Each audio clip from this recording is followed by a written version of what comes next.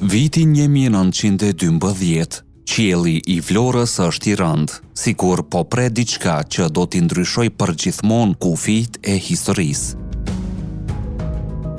Në mes të turmës që ka mbushur sheshin përballë flamurit të kuq me Shqiponjan që ende nuk është ngritur, qëndron një burr me mjekër të bardhë me sy të qetë, por me zemër që i rre si zemra e një ushtari para betejës. Ai quhet Haxhi Vehbi Dibra. Një emër që sot pak e përmendim, por pa të, pavarësia e Shqipërisë nuk do të kishte të njëjtin zë, të njëjtin bekim dhe të njëjtën forcë. Ai është kleriku që jetoi mes dy perandorive, mes dy epokave, mes dy botëve, fesë dhe atdheut. Dhe megjithatë, kur erdhi momenti i madh, ai nuk zgjodhi Stambollin, nuk zgjodhi karrierën, nuk zgjodhi qetësinë e një jete të sigurt. Ai zgjodhi Shqipërinë. Dhe atë ditë të ftohtë të nëntorit, kur Ismail Qemali ngriti flamurin, një dorë tjetër u ngrit bashkë me të.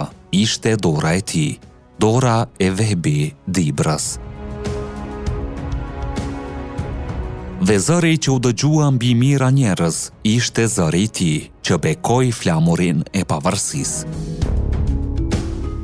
Një moment që pak historianë përmendin, por që populli i Vlorës e ruajti në kujtesë si një qast të shenjtë. Flamuri ynë do të valoj për herë, sepse u bekuan nga një fetar i vërtet. Por kush ishte ky njeri? Si u bë ai një nga shtyllat e pavarësisë? Si u shndrua në kryemyftiun e parë të Shqipërisë, në mbrojtës të alfabetit shqip, në udhëheqës kryengritjesh, në bashkëpunëtor të frashërllinjëve, në njeriun që bashkoi mysliman e të krishterë në një komb të vetëm. Kjo është historia që sot do ta tregojmë.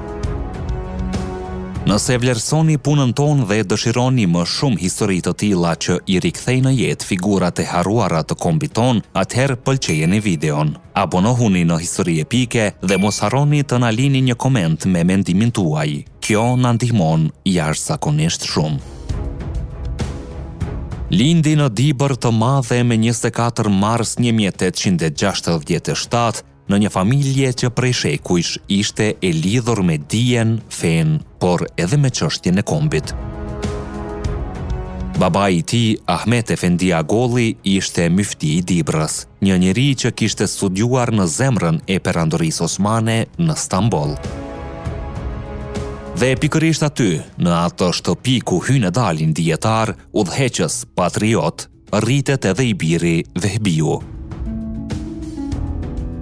Pati deshi që shtëpia e tyre të ishte vend takim për më të mëdhenjtë e asaj kohe. Gjatë viteve të lidhjes shqiptare të Prizrenit, aty bujtuan Ilaz Pash Dibra, Abdyl Frashëri, Hoxh Muglica e shumë të tjerë. Në moshën kur fëmijët e zakonshëm mësojnë të shkruajnë e të lexojnë, ai dëgjoi biseda për kufijtë e Shqipërisë, për rrezikun e coptimit, për padrejtësinë e traktatit të Shën Stefanit dhe të Kongresit të Berlinit. Këto nuk ishin histori për fëmijë, por ai thithi si gurët e malit nga era, dhe ato do t'i formonin karakterin për gjithë jetën. Si çdo djalë i Dibrës që kishte dhunti në dije, ai u nis për në Stamboll. Atje studioi teologji islame, por nuk qëndroi vetëm mes librave. Në kryeqytetin e perandorisë ai u njoh me figurat më të ndritura të rilindjes kombëtare: Sami Enaim Frashëri, Hasan Tahsini, Murat Toptani, Hamdi Ohri, Shahin Kolonia. Nuk ishte thjesht student. Ishte pjesë e rrymës që po përgatiste ardhjen e Shqipërisë moderne. Në vitin 1892, në moshën vetëm 25 vjeçare, ai u kthye në Atdhe dhe mori detyrën që kishte pasur babai i tij, myfti i Dibrës. Por ndryshimi ishte i madh. Ai nuk ishte thjesht një klerik, ai ishte një rilindas. zotronte gjuhë të shumta, persisht, turqisht, arabisht, frëngjisht. Ishte njeri i dijes, por mbi të gjitha njeri i kombit. Ndaj ishte natyrshme që kur shqiptarët filluan të luftojnë për shkollën shqipe dhe për alfabetin, ai u gjend në rreshtin e parë. Në kongreset e manastirit në 1908 dhe 1910, ai mbështeti me forcë alfabetin latin dhe punoi krah për krah me Dervish Himën, Nikol Kaçorin, Sotir Pecin. Në kongresin e Dibrës të 1909-s, jo vetëm mori pjesë, por u zgjodh kryetar, dhe aty ai tha një fjali që do të mbetet për jetë. Gjuha shqipe është gjuhë e vjetër dhe ka alfabetin e saj. Nuk mund të ndalohet, sepse është gjuha e një kombi të lashtë. Kjo nuk ishte thjesht deklarat, ishte sfidë e hapur ndaj perandorisë. Gjatë viteve që quan drejt 1912-s, Dibra u bë arenë kryengritjesh. Ai bashkëpunoi me Elez Isufin, Qazim Likën, Hysen Dacin, Mustaf Litën. Kalojnë nga teologu në organizator, në strateg. Në Homesh organizoi kuvendin e Dheut, i cili vendosi: tash do të bëjmë kryengritje, jo vetëm për gjuhën tonë, por për të ngritur flamurin kuqezi. Në Qidhën, me 24 mars 1912, ai drejtoi luftimet kundër forcave gjonturke. Në kuvendin e Plepit të Egër, ai kërkoi autonominë e Shqipërisë. Bashk me Hasan Prishtinën, përgatiti memorandumin me 14 pika, duke deklaruar: nuk lëshojmë armët pa u pranuar kërkesat e shqiptarëve. Pra, shumë përpara se të ishte klerik i madh i shtetit shqiptar, ai ishte luftëtar i çështjes shqiptare.